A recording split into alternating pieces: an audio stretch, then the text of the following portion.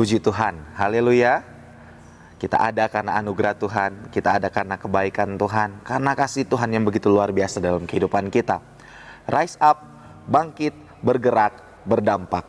Puji Tuhan, pada hari ini kita akan sama-sama kembali belajar kebenaran firman Tuhan, yang dimana firman Tuhan dapat menguatkan kita, sekaligus dapat mengingatkan kepada kita semua, bagaimana seharusnya kita menjalani setiap kehidupan kita. Puji Tuhan, pada hari ini kita akan sama-sama belajar kebenaran firman Tuhan, yang terdapat di dalam Bilangan pasal 2, ayat yang kedua. Bilangan pasal 2 ayat yang kedua, saya bacakan. Orang Israel harus berkemah masing-masing dekat panji-panjinya menurut lambang suku-sukunya. Mereka harus berkemah di sekeliling kemah pertemuan agak jauh daripadanya.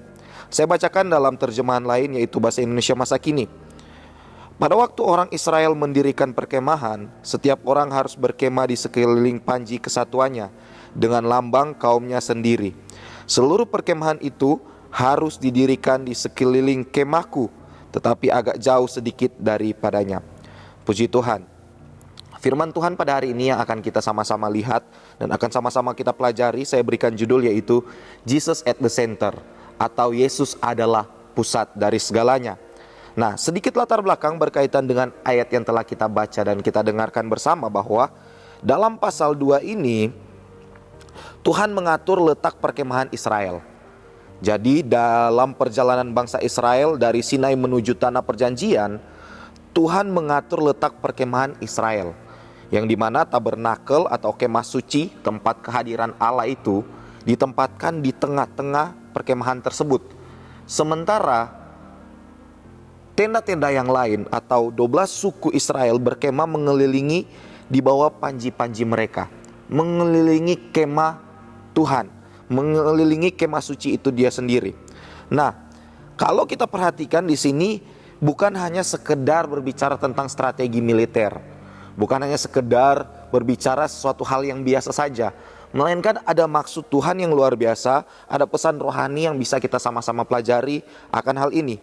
Yang dimana yang bisa kita pelajari dari hal ini yaitu ternyata Tuhan menyampaikan pesannya kepada bangsa Israel pada waktu itu dan kepada kita semua, bahwa Allah harus menjadi pusat kehidupan umat manusia. Allah menjadi pusat dari segalanya.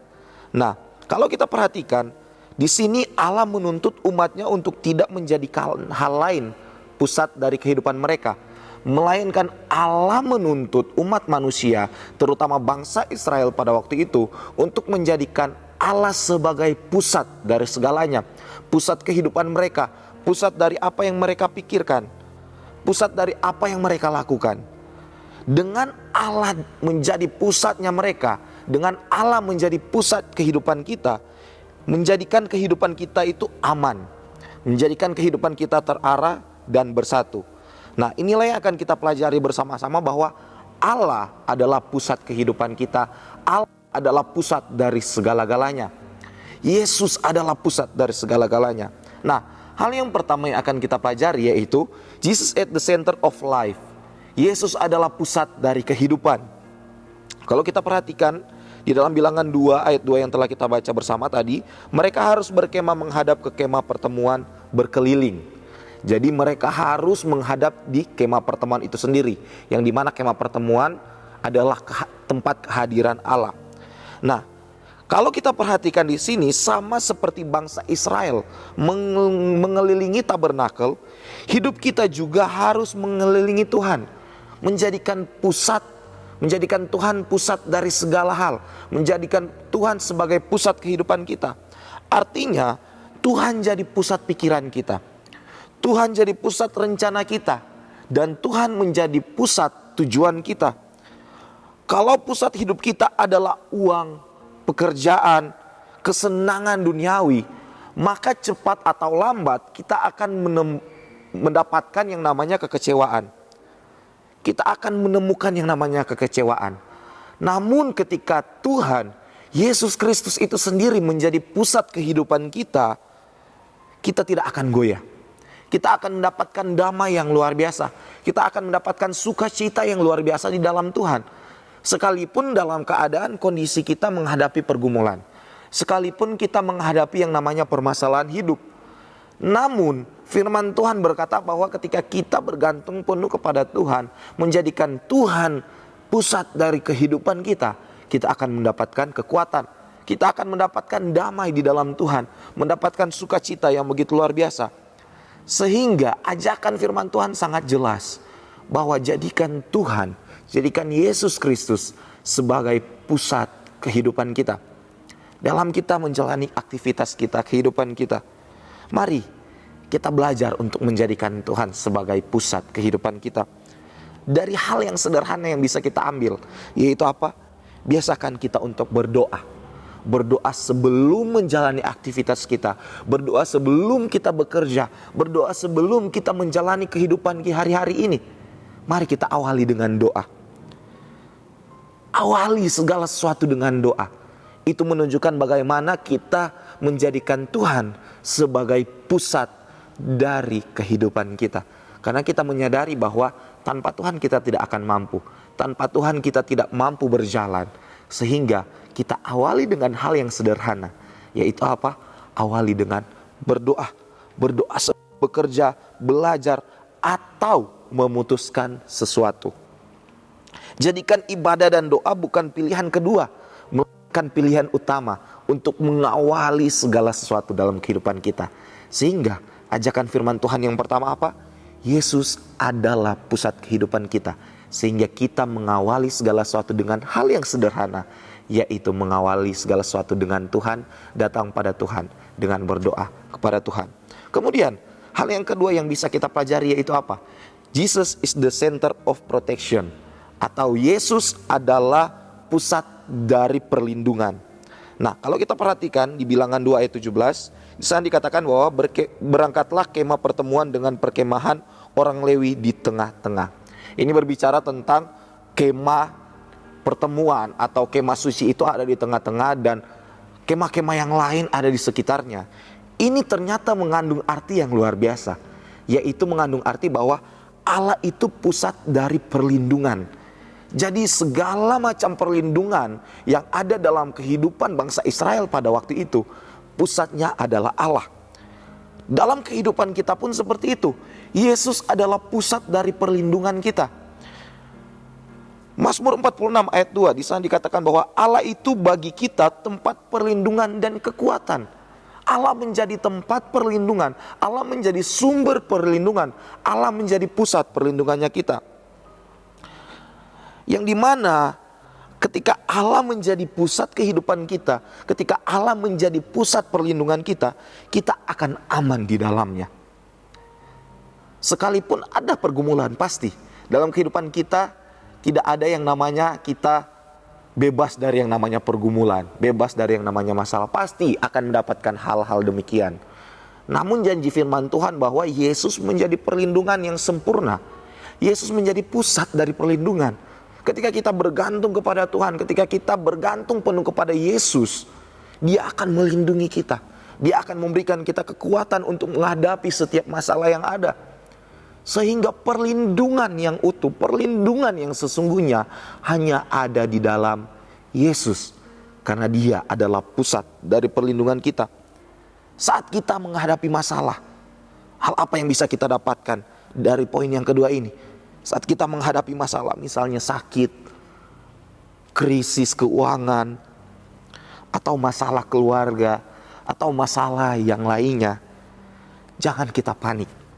Jangan kita takut, sehingga kita akhirnya mencari solusi kepada hal-hal yang lain, mencari pertolongan kepada dunia. Jangan kita panik, jangan kita takut.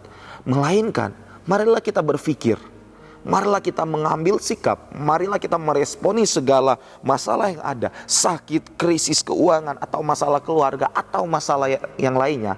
Mari kita responi dengan apa? Kita datang terlebih dahulu kepada Tuhan. Cari Tuhan terlebih dahulu. Karena apa? Karena Dia adalah pusat perlindungan kita. Di dalam Tuhan kita mendapatkan perlindungan. Di dalam Tuhan kita mendapatkan kekuatan yang teguh. Sehingga ajakan firman Tuhan, hal yang kedua yang bisa kita dapatkan apa? Ketika kita menghadapi goncangan hidup, menghadapi pergumulan hidup, menghadapi permasalahan hidup, jangan lari kepada dunia, melainkan mari kita lari di bawah kaki Yesus. Kita lari berlindung kepada Tuhan, karena dalam Tuhan kita mendapatkan perlindungan dan kekuatan. Dan selanjutnya yaitu apa? Yesus adalah pusat dari persatuan. Jesus is the center of unity. Kalau kita perhatikan Efesus 4 ayat 15 sampai 16, di sana berbicara tentang seluruh tubuh berpusat kepada Tuhan. Keseluruhan tubuh. Ini berbicara tentang persatuan. Kalau kita perhatikan, meskipun suku Israel pada waktu itu berbeda-beda dan punya posisi sendiri-sendiri, memiliki juga identitas sendiri-sendiri, namun kita melihat bahwa ketika Allah ada di tengah-tengah mereka, menjadi pusat dari mereka, ada yang namanya persatuan. Begitupun dalam kita melakukan kehidupan kita, dalam kita bergereja contohnya, jangan fokus pada siapa yang lebih penting atau lebih menonjol, melainkan ingatlah bahwa semua pelayanan, semua apa yang kita lakukan di dalam gereja itu berfokus kepada Tuhan, sehingga munculnya yang namanya persatuan. Tugas kita memang beda-beda, tujuan kita mungkin berbeda-beda, namun saya harus ingatkan bahwa pusatnya harus kepada Tuhan, sehingga kita dapat bersatu di dalam Tuhan. Dalam keluarga, dalam kehidupan kita, mari kita memiliki yang namanya persatuan di dalam Tuhan. Sehingga hal yang sangat luar biasa yang bisa kita pelajari hari ini yaitu apa? Yesus adalah pusat dari segalanya. Dalam keluarga, libatkan Tuhan dalam setiap rencana. Dalam pekerjaan, kerjakan dengan jujur dan sungguh-sungguh, karena pusat kita bukan gaji, tetapi Allah. Dalam pelayanan, jangan cari pujian manusia, tetapi lakukan semua untuk Tuhan yang jadi pusat. Dalam kehidupan pribadi, mari fokus dan tujuan utama kita adalah Tuhan. Sehingga ajakan firman Tuhan yaitu, jadikan Yesus adalah pusat dari segala-galanya. Amin, kebenaran firman Tuhan. Kiranya Tuhan Yesus memberkati kita semua. Kiranya firman Tuhan yang datang kepada kita semua dapat memberkati kita semua. Terima kasih telah mengikuti Renungan 79. Kiranya dapat menjadi berkat bagi kita semua.